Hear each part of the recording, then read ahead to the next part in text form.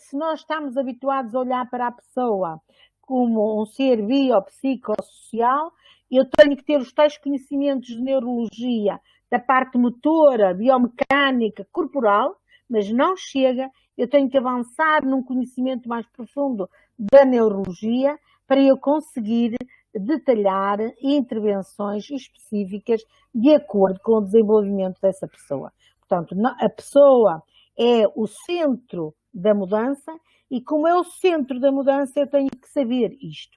Mas não, a pessoa não está sozinha no mundo, eu tenho que ter conhecimentos em relação aos desenvolvimentos relacionais que têm a ver com outros grupos, com a família, com os amigos, para eu conseguir envolver e ter um suporte psicológico que me ajude a tomar decisões para propostas, para eu conseguir fazer em co-construção um plano de saúde, de bem-estar, de felicidade, de sucesso dessa pessoa.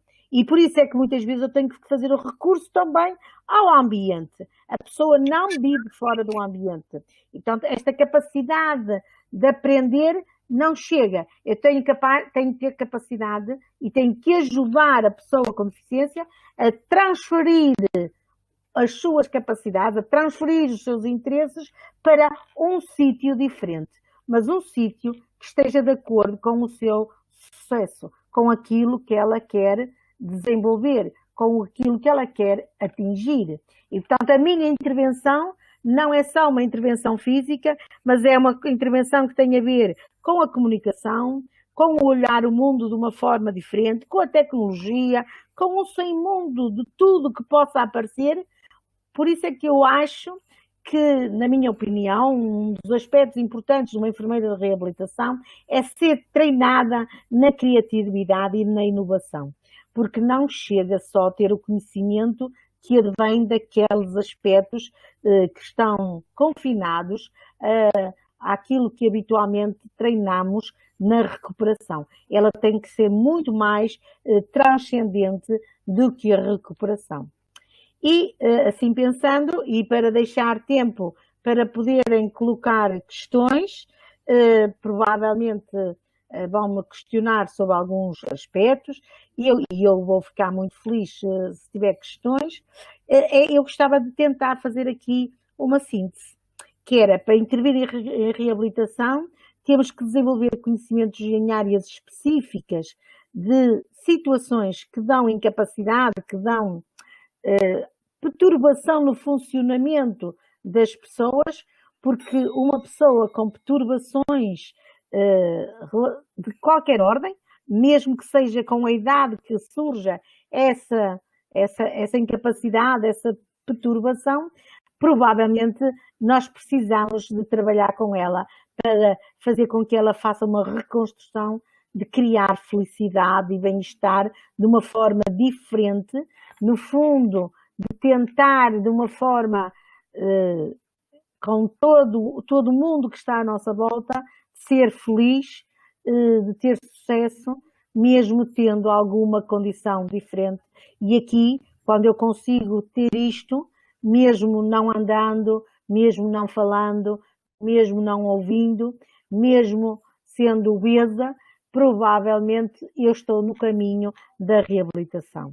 O que quer dizer que reabilitar não é suficiente recuperar uma determinada função, nem é suficiente capacitar as pessoas. Isto é uma parte da reabilitação, mas não é o fim último da reabilitação. Reabilitar é um trabalho muito exaustivo que precisa de contributo de todos os profissionais e por isso ele deve ser um trabalho em conjunto, mas sempre em co-construção com o interessado, com a pessoa que está interessada em ter uma vida diferente, porque a sua recuperação permitiu-lhe ter novas formas de estar na vida. Só tem que aprender a usá-las. No fundo, é necessário ter capacidade de ajudar a projetar de forma inovadora uma nova vida que proporcione a quem quer essa vida o sucesso, a satisfação consigo mesmo e com aqueles que os rodeiam. E por isso não podemos deixar de fora as outras pessoas que contribuem para o bem-estar desta pessoa. Fica então aqui um desafio para quem se interessa por esta área da reabilitação, no fundo, é que cada pessoa que se sinta profissional de reabilitação, independentemente da área, mas provavelmente cada um de nós deve ter na sua área o fim último, e portanto temos que encontrar provavelmente justificação teórica para as práticas que desenvolvemos, e portanto que saiba quem está neste caminho, que saiba que só pode fazer algum trabalho se contribuir para o sucesso e bem-estar do outro, e não chega a recuperar. É necessário reconstruir uma vida nova. É necessário compreender que a resolução do problema daquela pessoa não está no profissional, mas está nela, na pessoa que vamos reabilitar. O profissional vai contribuir com conhecimentos específicos e científicos para fazer com que essa pessoa faça o seu processo de mudança. Daí a importância do conhecimento dos aspectos neurológicos e neuropsicológicos para conseguir reconstruir o bem-estar do outro e ter capacidade para fazer propostas no momento certo, com a estratégia certa, porque sabemos que a pessoa que necessita de reabilitação tem uma origem diferente dessa necessidade e está a vivenciar fases diferentes durante o processo de contacto com os profissionais de saúde. Bem-aja por me ouvirem e estou disponível para poder contribuir com ideias a partir das perguntas que me queiram colocar.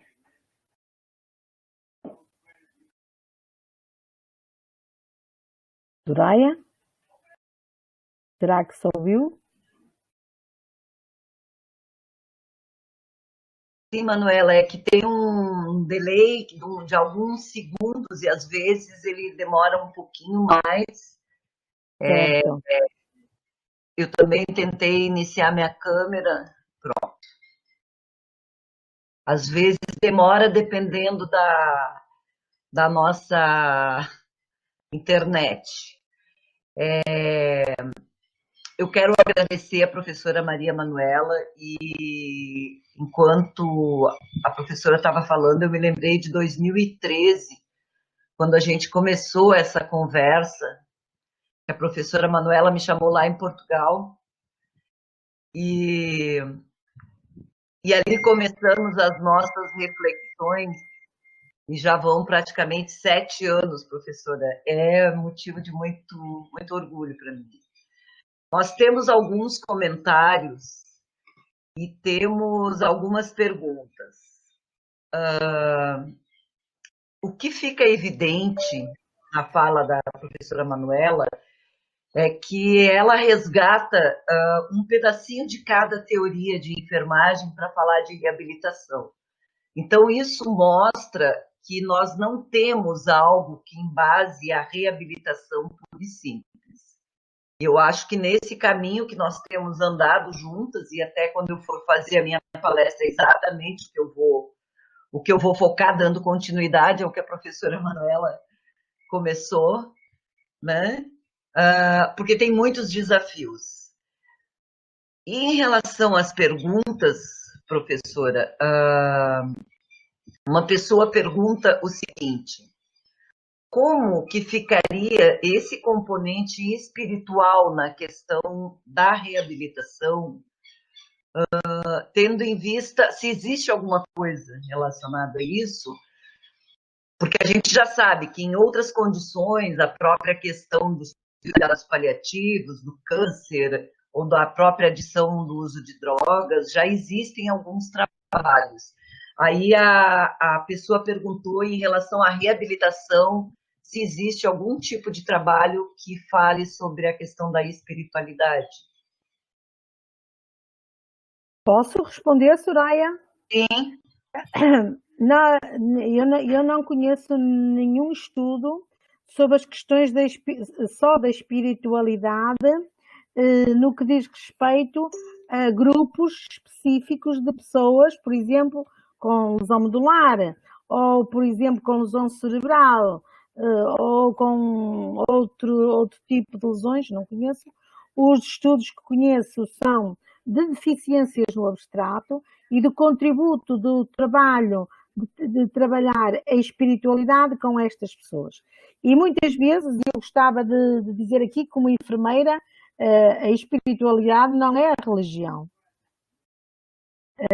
mas tem a ver com o bem-estar, com o conseguirmos que a pessoa tenha crenças, que aprofunde os seus valores, que dê sentido à sua vida, e provavelmente é uma área que precisa muito de ser trabalhada.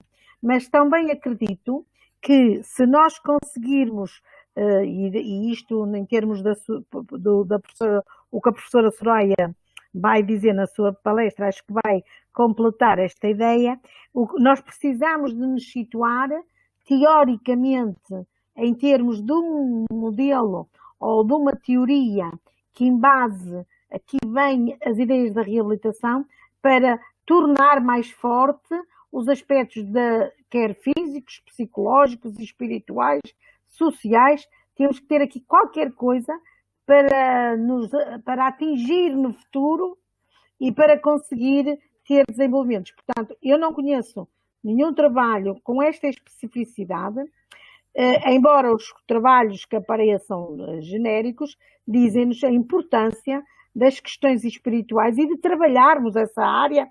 Creio que foi a colega Aidar Santos que pôs a questão, e eu espero que essa colega trabalhe esta área, se interessa, e daqui a uns tempos que a gente consiga ter trabalhos que mostrem a importância da espiritualidade no cuidado a pessoas com lesões ou com deficiências específicas. Uma coisa interessante que eu acho que a própria ciência, e tem sido questionado, a própria ciência ela coloca os limites do que seja ciência e do que não seja, inclusive com ideias pré-concebidas. Primeiro, uma associação muito forte entre espiritualidade e religião. Segundo, uma associação muito forte entre científico ou não científico e o estudo de determinada subjetividade das pessoas. Então, eu acho que esse é um limite e um desafio que se tem, porque como tornar a ciência um olhar que não é aceito pela ciência.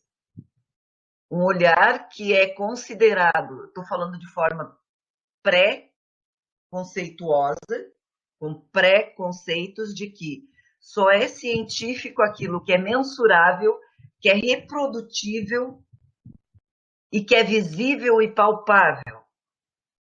Como discutir a subjetividade das pessoas como um instrumento que possa auxiliar no processo de reabilitação? Eu acho que essa é uma questão bem importante e que a gente precisaria de estudos. Assim, porque a teologia, ela estuda a religião. Certo, não? Mas ela não estuda a espiritualidade. Primeiro que nós não temos nenhum conceito, uma ideia do que seja a própria espiritualidade e como que ela movimente o ser humano. Quem é esse ser humano e o que o compõe? Né? A gente sabe que todos temos uma parte, mas a gente não consegue explicar e delimitar isso claramente. Isso eu acho que fica um desafio para a gente. Passando para outras perguntas, tem uma pergunta que diz o seguinte: como que surge agora a reabilitação nesse mundo pós-pandêmico que nós estamos vivendo? Eu vou colocar outra pergunta também que fizeram, que como seria o trabalho do enfermeiro de reabilitação no Brasil fora dos serviços de reabilitação.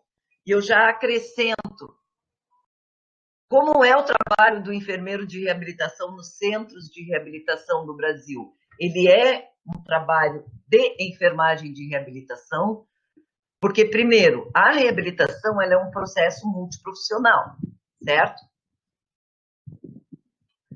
Então, é claro que nós abordamos na ótica da enfermagem, porque nós somos enfermeiras, então não tem lógica a gente abordar em outras óticas, até porque não se conhece, né? Então, as questões colocadas são essas.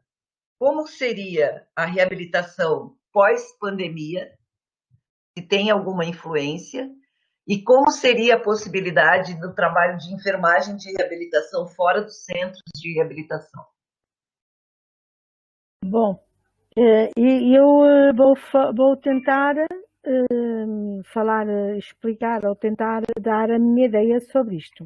Em relação à reabilitação pós-pandemia, eu acho que ela vai ser, eu não diria pós-pandemia, diria endopandemia, porque a gente ainda está dentro dela, nós ainda não fomos para depois dela. E, portanto, podemos falar do que se está a passar agora. É muito mais exigente, exige pensar noutros problemas que provavelmente em áreas muito específicas teremos que ter técnicas até diferentes. Basta pensar que quando se diz, por exemplo, para lavar as mãos, para manter o distanciamento social, para pôr máscara, e agora vamos lá discutir como é que vamos dizer ao indivíduo que usa as mãos para lançar a sua cadeira de rodas, que cuidados é que nós vamos dizer aqui a esta pessoa, e fazer reabilitação é pensar nestes processos, o que é que eu vou pôr, o que é que eu vou dizer, como é que vamos fazer para que esse indivíduo não corra os mesmos riscos que corre um que nunca lava as mãos. E, portanto, há aqui uma condição nova que é externa ao indivíduo, que ele já se deslocava em cadeira de rodas, mas que uma enfermeira de reabilitação que tem um indivíduo daqueles tem que se questionar que estratégias é que vamos inovar, procurar, para que este indivíduo não corra mais riscos do que eu ou que outro qualquer, porque se desloca em cadeira de rodas. E, portanto, há aqui novos desafios com esta experiência da pandemia. E será bom que os enfermeiros que trabalham na reabilitação pensem como é que se vai dar o salto aqui. Assim como, por exemplo, quando nós estamos a pensar na fase até aguda, nos hospitais comuns, quando eu estou a pensar em fazer um levante dos doentes, e eu aproximo muito dos doentes para poder fazer um levante que não prejudique o meu esqueleto. E em termos pandémicos, isto é horrível. Eu estou sempre a correr um risco acrescido porque estou a entrar numa esfera muito próxima do doente, estou-me a aproximar. Ora, isto quer dizer que eu tenho que usar outras estratégias para estes doentes e para mim também. Portanto, a pandemia o enfermeiro de reabilitação e os cuidados de reabilitação têm que sofrer uma aproximação, e há de haver aqui áreas que são muito diferentes ou melhor, há mais áreas ainda do que no comum das pessoas. Temos que pensar noutras situações, olhando para a pessoa que tem a questão da deficiência. Claro que depois da pandemia, eu penso que nada mais vai ser igual. Tudo vai ser diferente. Mas há aqui um retomar do que já se estava a fazer. Agora, é importante, dentro deste momento ainda da pandemia, que se pense o que é que eu tenho que fazer, o que é que eu tenho que acrescentar, o que é que eu tenho que inovar para conseguirmos melhorar o processo de reabilitação das pessoas. Eu estou-me a lembrar daquela história das máscaras, que quando surgiram as máscaras não havia máscaras para mostrar o movimento dos lábios, e passados uns meses apareceram, até nem meses, talvez um mês, aqui em Portugal, passado para um mês da pandemia, já havia uma fábrica a produzir essas máscaras para ver os movimentos dos lábios. Ora, o que é que isto quer dizer? Quer dizer que as pessoas, os profissionais que estão interessados de todas as áreas, estão interessados em criar o bem-estar, o sucesso das pessoas, têm que ser muito criativos e encontrar novas estratégias. Ora, durante esta pandemia e no pós-pandemia, o enfermeiro de reabilitação tem que olhar para a pessoa que tem uma deficiência e pensar, esta pessoa, que riscos corre pela condição que ela tem.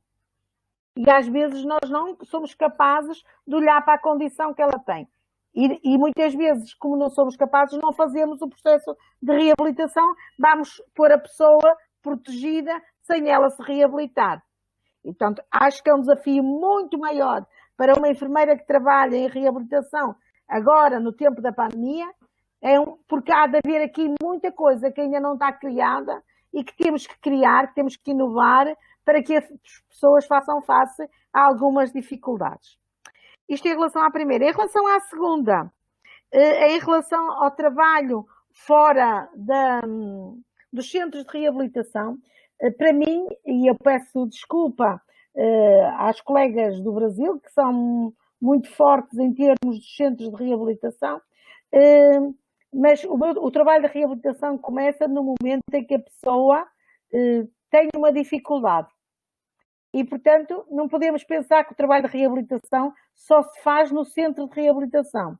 Pelo contrário, eu acho que o grande trabalho de reabilitação começa na fase aguda, começa no momento do socorro, pensar como se socorre aquela pessoa, pensar o que se faz durante a fase aguda, depois, durante esta fase de estabilização e de recuperação, e depois, como é que se acompanha depois? Porque depois a pessoa tem uma condição de saúde diferente dos outros. E porque tem uma condição de saúde diferente dos outros, precisa de cuidados diferenciados em termos de reabilitação.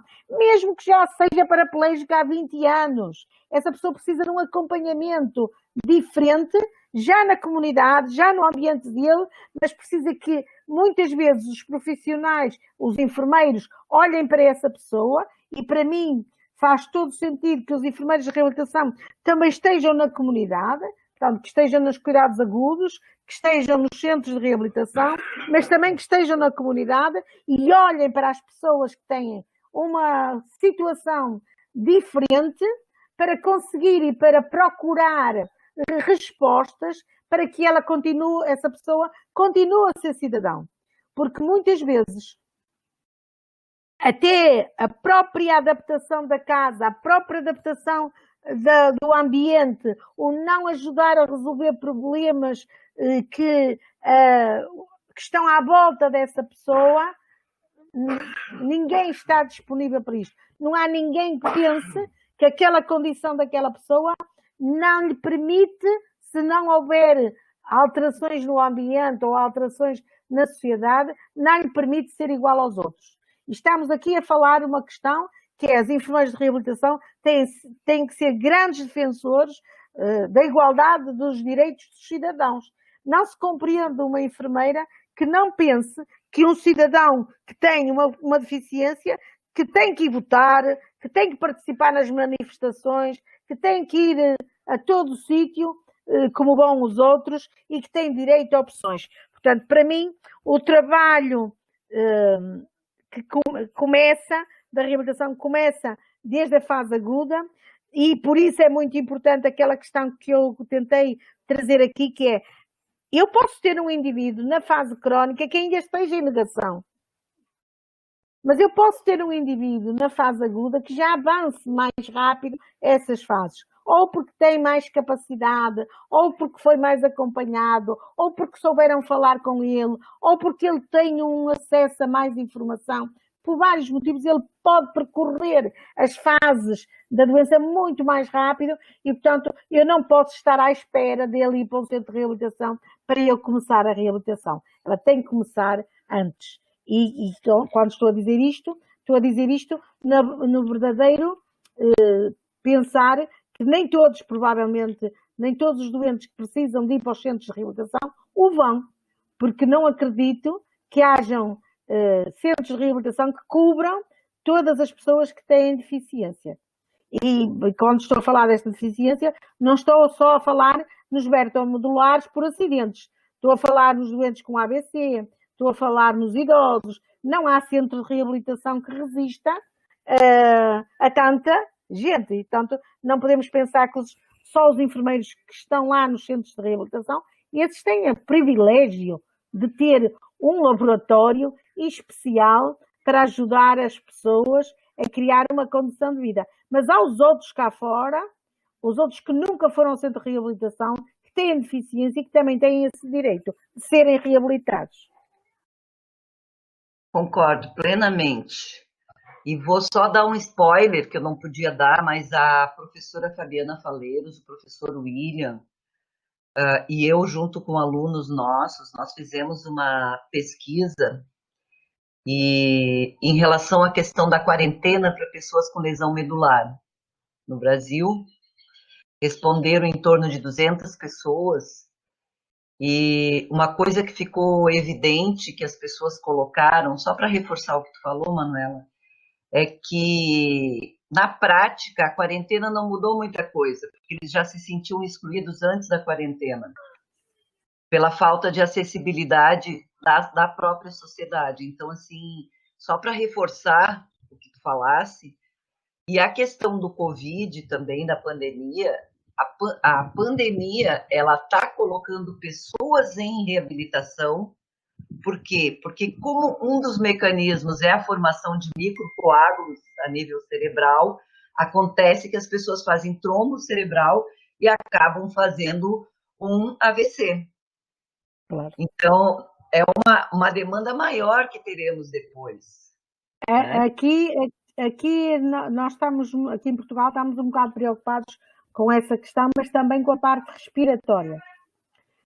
Porque as pessoas ficam com problemas musculoesqueléticos por causa da imobilidade, ficam com problemas cardíacos, com problemas respiratórios e cerebrais. E, portanto, nós temos aqui multideficiências. Sim. Só falando nos comentários, todas as pessoas fazendo comentários muito positivos, e aí nós agradecemos a participação do pessoal no Instagram. Então, um comentário: que oportunidade de estar em minha casa e poder assistir a palestra de uma enfermeira brilhante. É uma experiência que a pandemia está propiciando. Aproxima os continentes. Um outro comentário.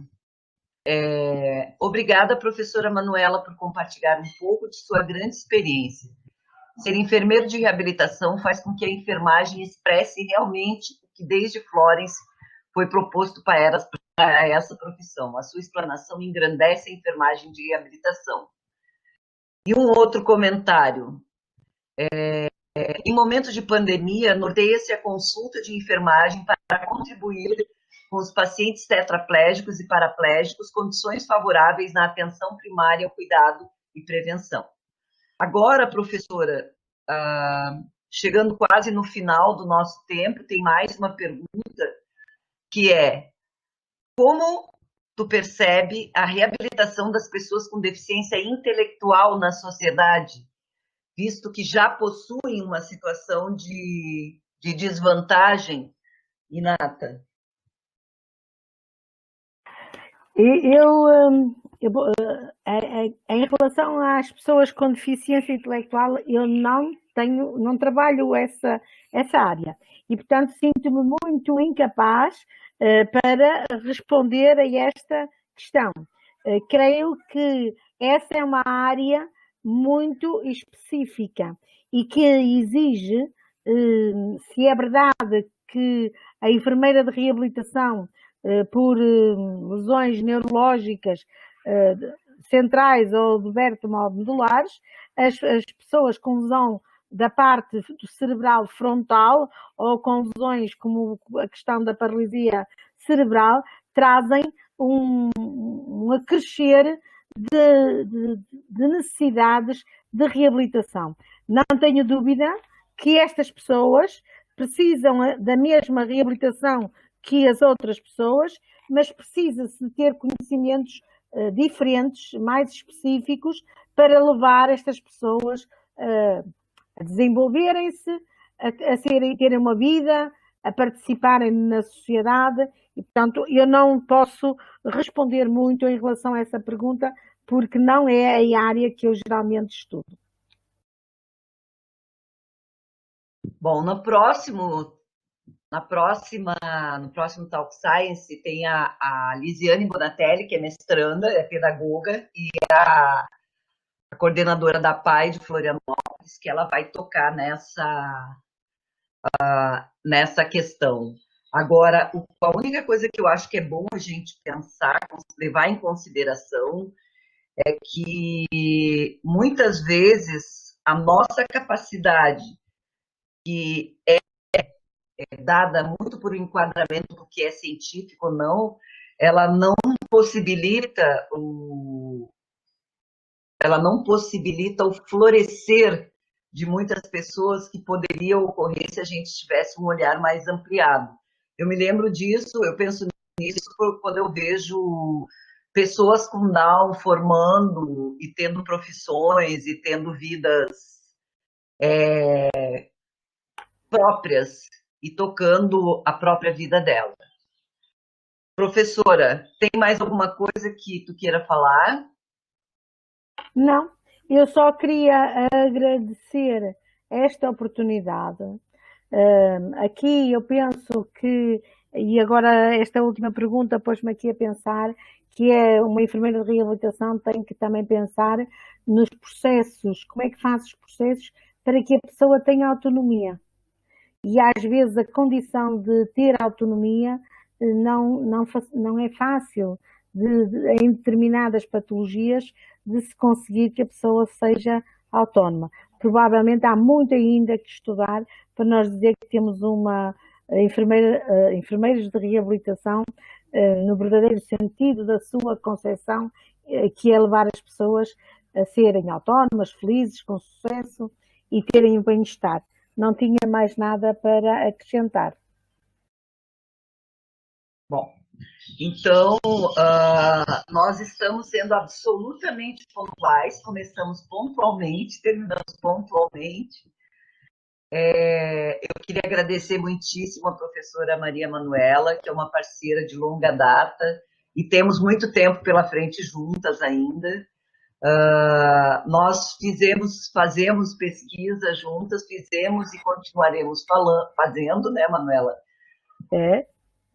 Ainda bem, né? E tem pessoas que a gente agradece serem colocadas na vida da gente, pelo que elas representam para nós. Muito obrigada, Manuela.